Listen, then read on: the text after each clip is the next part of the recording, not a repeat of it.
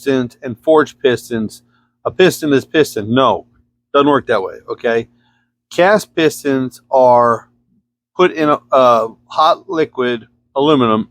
It's poured into a mold, and they let it solidify, and that's what creates a piston. A forged piston is placed into a heater. A slug is placed in a heater, okay?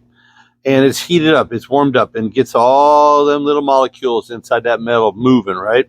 And then it goes into a die. And then it gets pressure, and it gets forged into a piston, okay? And then same process with both of them. They come out of the die, or they come out of the cast, and then they're cleaned up, you know, and that's the way the processes work. What would you use a cast piston for? You would use a cast piston basically for just a general rebuild. Okay? Cast pistons are made to be strong. They're made to be resilient. They're made to be forgiving. Okay? They're made cheap. Okay, so that's going to be the majority of the pistons that are on the market are going to be a cast piston.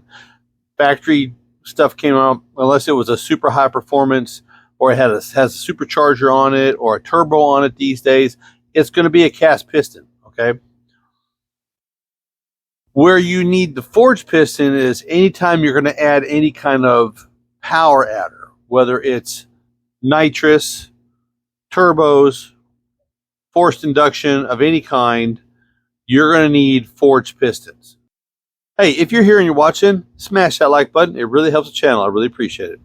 So let's talk about what a cast piston can take. Okay? And what I mean by that is about how much pressure, how much oomph you can put on a cast piston and it still live a relatively long life. Okay? I've always been if you put a good set of heads, and, nice intake, headers, camshaft, you can run a cast rotating assembly, which means cast crank, cast rod, cast pistons, okay? You can run those and have longevity out of them for, I say, up to 400 horsepower. That's just my opinion. You guys are probably going to sound off in the thing and send me all kinds of nastiness about this. You guys might sound off of it, but that's just my opinion, okay? Over all these years of playing with them, a cast piston will live up to about 400 horsepower.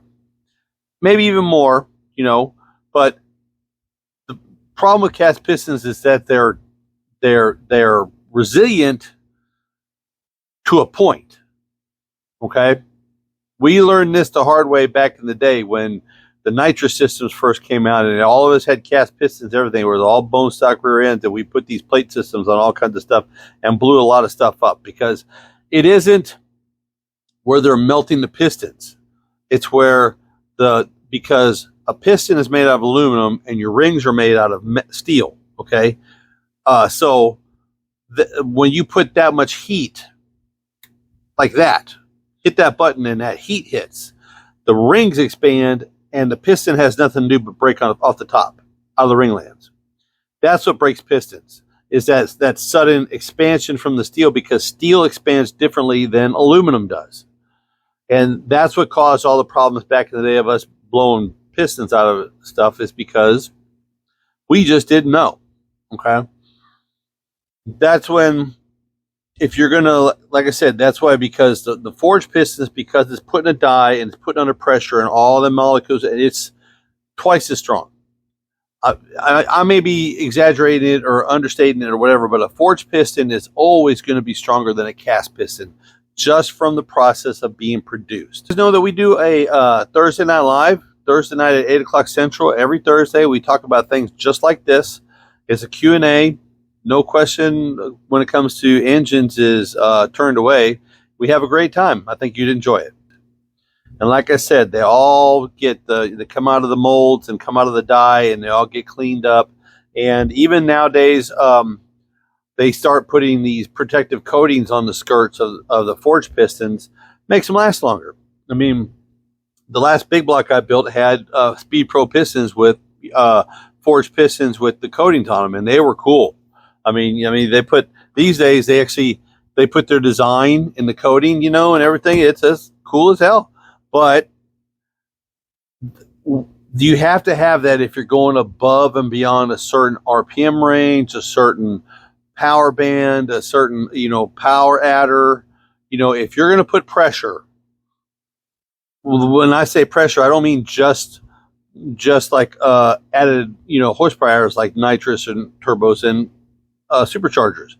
When you're pushing naturally aspirated, trying to push as, you know, as much horsepower as you can, you are better off with a forged piston once you get past a certain point, because the stock replacement stuff is just not going to hold up. Okay, so I would say, my opinion, in a small block Chevy, anything 350 cubic inches and below, if you try to go anything above, say, 350, 400 horsepower, you're going to need you're going to need a forged everything. Forged pistons, forged rods, and forged crank, just to handle the horsepower safely without just destroying parts. Okay. The machining, when it comes to like getting blocks machined and things like that, the machinists are going to ask you what kind of pistons. I'm like the one I have on the stand over there. I actually took the pistons with me so he could find out what they were and how much he was going to have to leave, because a forged piston isn't going to, when it's cold, like all metals, no matter how they're done, aluminum, steel, cast iron, everything, once it gets warm, it swells. The machinist will know what to do. He'll know the manufacturer specs. He'll get online and figure it out, and he'll give you the right boring and honing for the piston you got, along go with the rings that you have. There are a lot of considerations when it comes to it. So just to recap, so a cast piston with no power adders will live nicely in a nice little street engine. If you're deciding to go with a power adder, a nitrous, a turbo, a supercharger of any kind, you are going to have to go forged. It's the cast piston is not going to live in that environment. It's just not. It's not designed for that. And the other consideration is cost. You know, cast pistons are cheap. Forged pistons are expensive. I mean, they are. I mean, because of the manufacture process is so entailed with a forged, as opposed to a cast where they just pour it in a mold, put the mold on top, let it solidify, and they pull it out, they clean it up, and they put it in a box. It's very economical to produce. As opposed to a forge, you have to have a lot of material, you have to have a lot of machinery, heat sources. There's a lot involved in producing a forged piston. Okay, I hope this gave you enough information so you can make an informed decision for yourself of it. Once you get into engine build, what you want to do with it decides what type of piston that you use in that engine build. All right. So if you're still here, like, share, and subscribe. Smash that button, hit that bell, tell your friends. Remember Thursday Night Lives.